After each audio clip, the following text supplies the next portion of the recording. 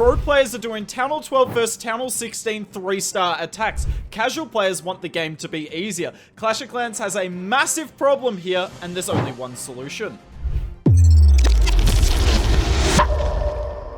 If you follow Clash of Clans on Twitter, you'll know a lot of the pro players are upset about the game balance at Town Hall 16. They think it's far too easy to 3-star and far too difficult to defend. And to prove their point, they've been getting their lower Town Hall level accounts and 3-starring max Town Hall 16. So let's start with a Town Hall 13 versus Town Hall 16 3-star attack with Queen Charge Lalo. But that's not even the craziest attack of this video. We've got multiple Town Hall 12 v Town Hall 16 3-star attacks coming later on, and these are going to be playing in the background whilst I talk about the core issue of this video, which is the conflicting goals between the pro community and the casual community in Clash of Clans. Now, before we start the video, I want to say this: there is no right or wrong way to play the game. Play it how you want to play it. No judgment here whatsoever. Today, I'm simply pointing out that it is extremely difficult for Clash of Clans to keep both of these communities happy, particularly with the last two town halls in particular. So let's get into it. What do the pro players want? Well,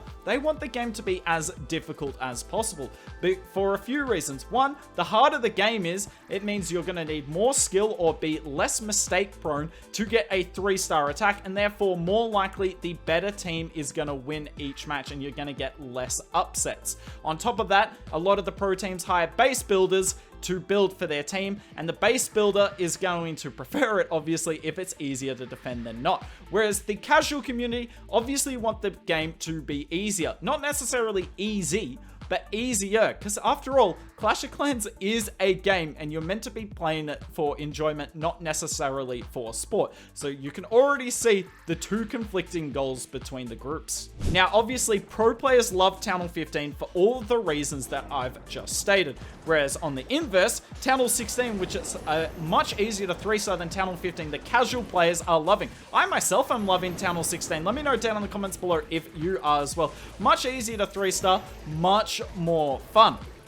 But this is a problem going forward, because at some point there are going to be some balance changes. We don't have a defensive level for the monolith yet. The spell towers, the scatter shot, the eagle, even the town hall weapon is going to have some upgrades to it. And I'm going to guess when they all come in, a lot of the casual community is not going to be happy with how hard it is to 3-star. By the way, have a look at this. This is a Town Hall 12 v Town Hall 16 triple, and you know that for a fact because there is no royal champion. We've got the 3 heroes and that's it. And somehow, this is enough to triple a Town Hall 16. Insane to think about here from Birdo. This attack is completely ridiculous. But as I was saying, when those balance changes come in, you're going to have one of the communities, the casual community, probably not be that happy with it. You're going to have the pro community be very happy. And I think this is not a good blueprint going forward. You can't have every time you release balance changes that you're not going to make as many people happy as possible. Now, obviously, the casual community is far bigger than the pro community, and in that sense, they should definitely be given priority. But Clash of Clans is also investing a lot in the World Championship. And I don't think they want the players playing in their World Championship to not be enjoying the game. Because, I mean, they're your pro players. They're meant to be your most dedicated players, or at least the ones that are the best players in the game. And if they're not enjoying it, I think that says a lot about your game, doesn't it? So, what are some of the ideas that you can do going forward that will ensure that as many people are as happy as possible?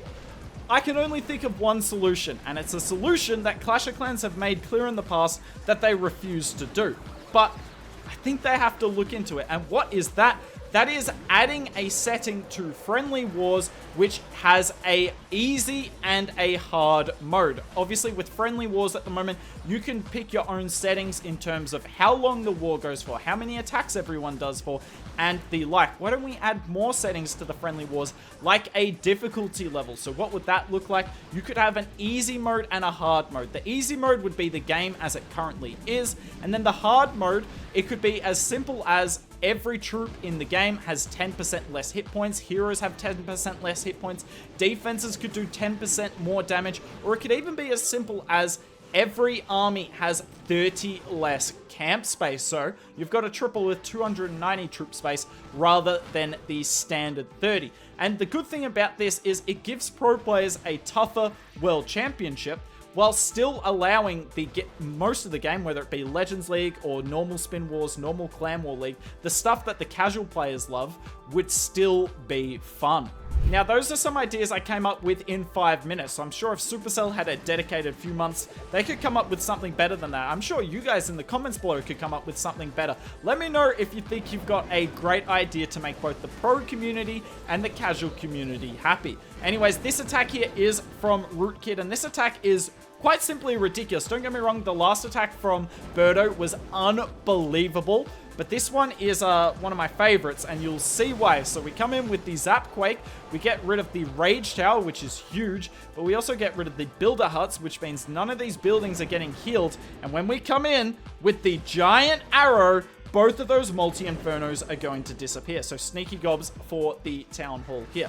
Now, one point pros are making that which is kind of unprecedented about Town Hall 16 at the moment, was when, say, Town Hall 12 was max, a Town Hall 6 would never be able to, when Town Hall 10 was max, a Town Hall 6 would never be able to 3-star a Town Hall 10. Or even when Town Hall 12 was max, a Town Hall 8 would never be able to get close. In fact, if you got 1-star, that would be ridiculous. By the way, I love that he's delaying his Queen ability here.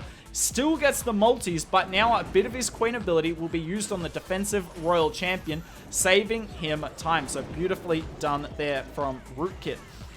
But yeah, you'd never be able to triple 4 Town Halls above at all of the lower Town Halls. But I kind of disagree with this as a reason that Town Hall 16 is broken, and that's for a few reasons. By the way, I'm going to pause this. Look at how many Lalo targets are left on the anti-air targets are left on the base. It just isn't that many. Rootkit's done a great job of taking them all down here. But anyway, back to the point. The reason these days that you can triple 4 Town Halls higher, yes it is, because Town Hall 16 may or may not be a bit too easy, but I think it's got more to do with the fact that these days we have siege machines at those early days, so Town Hall 8 versus Town Hall 12, or Town Hall 6 versus Town Hall 10, you didn't have siege machines, and siege machines are insane. You can get just as much value with them when they're low level versus high level. Flingers and blimps destroy bases, whether they're your own Town Hall or much higher. Another reason is the Invis spell, as we've seen with the Skelly Donut in the last attack. Also, you see other things like the heroes are stronger, like a level 75 queen or even a level 65 queen versus a level 95 queen. Yes, there is a difference, but it's not insane. Whereas when you're a Town Hall 12 versus a Town Hall 8, they don't even have a queen. They don't have a queen at all. So there is a little bit of the difference, and I disagree that the fact that you can triple 4 Town Halls higher is in itself proof enough.